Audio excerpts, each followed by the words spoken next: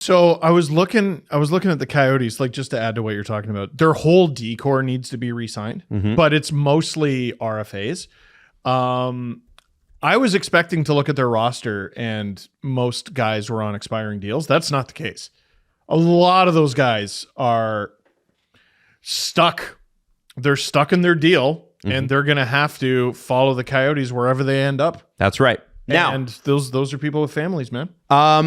There's a lot of like incredible information. And also I asked Alan about like the Smith Entertainment Group as well. Like, what do we think about them? What are they going to do? Because it's not like the Coyotes are walking into a perfect situation in Salt Lake. There's going to be obstructed view, 13,000 max capacity for a hockey rink, but there's still not great. It's not, it's better. It's 8,000 more than 5,000. It's a lot better. But I think that the long-term strategy there is interesting because obviously not only are we moving the team to Utah and they will get a new arena, we'll get into that, but there is a right that Murillo is likely to hold where he can, quote, reactivate the franchise within 5 years. So Arizona now becomes, and CJ's been saying this for years, becomes the most likely expansion franchise in the NHL by a mile. As soon as they move. They literally just need a place to play that makes sense. That's right. That's right. Houston is up there as well. And Atlanta obviously has two very interested groups. One of the things CJ said on the show, and you should listen to the whole thing, is like the building in Glendale is fine.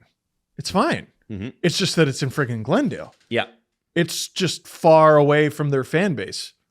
And I don't know, do you want to drive an hour and a half from wherever you're at, or do you want to not do that and just sit at home? Yeah.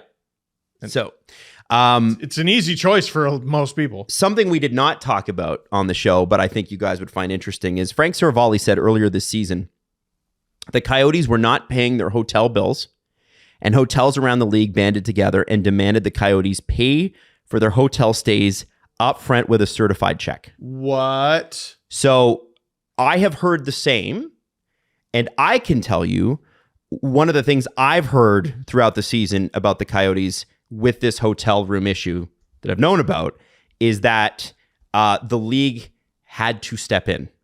No way. What, and cover the bill? They had to force them to pay. Dude. This is why, like... I don't know what the reasoning is for not paying the bill, but the reality is that this is a thing that happened. It's widely known throughout the NHL that it happened.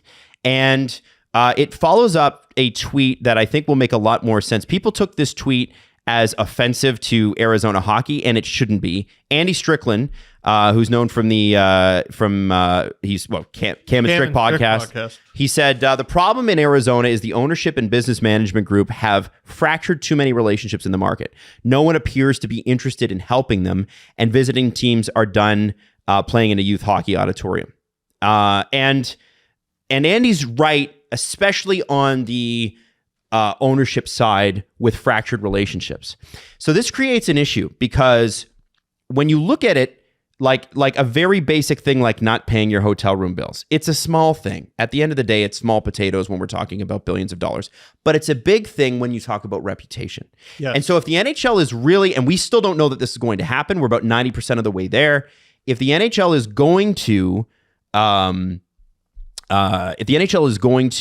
do this, and give Murillo the rights back to reactivate the franchise by 2030 or whatever it's going to be, we have to take this into consideration. They were not paying basic bills. They didn't pay the tax bill in Gila.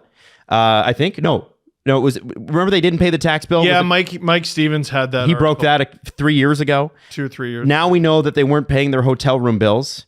I'm sure there are other bills. You know, you start to extrapolate. Are there other bills that are outstanding? And so when you hear that as a business, even if the hotel stay is $20,000 and you know that this company's worth billions, right, or hundreds of millions, you start to think, why would I get into bigger business with you if you can't do the small business right? Right. And that is going to be a hitch in the giddy up for Arizona going forward. And I think that is something that the Bettman and the league have really got to pay attention to, because they've been so successful with the Vegas and the Seattle expansion groups. This is going to be one of those where they go back, and you go back with this group who's known for these things. You could be setting yourself back. And I don't know that it won't be different next time, but you do have to raise your eyebrows and have a little concern with that. At what point do we have the conversation? Listen, I know the Canadian media and just Canadians in general. And listen, I know Canadians can be very gatekeepy about hockey, and it's unfair, and it's not productive, and it's not helpful. Mm-hmm. But you know, a lot of Canadians and Canadian media have been made out to be the bad guy with a lot of this Coyote stuff. Mm-hmm. At what point do we all just point the finger and say Coyotes ownership completely sold snake oil by the gallon to their own fan base, their own fans? Who will not react well to you saying that, by the way. I don't give a shit. It's the truth. It's the truth. I have not made a single phone call to any of my Illuminati friends saying fuck over the Arizona Coyotes. All right? So you admit it. Yeah, I admit it. You are a member. We do. Dude, it's this owner, and they keep basically shit posting from their official Twitter account, and we're staying, and and they're posting what is essentially propaganda. Like, hey, we're doing this, and we're doing that. And like, we're talking hours later, not days, not weeks, hours after posting another community college fucking application video. Oh, they're moving potentially, or there's a very good chance. And then they're having to post their little friggin' British Petroleum South Park. Sorry, we're sorry. We know this sucks for you. Dude, they lied to their fans. So, you know, there's a reality. I don't think it's going to end up this way. I don't think it should end up this way. I hope it doesn't end up this way.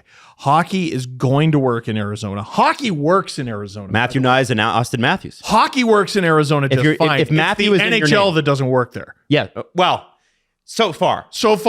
Now, the team goes back, and it's in an arena that's in a place that makes sense. There are going to be fans who are like, you know what? Fuck you anyway. Because you lied to me. You lied to me.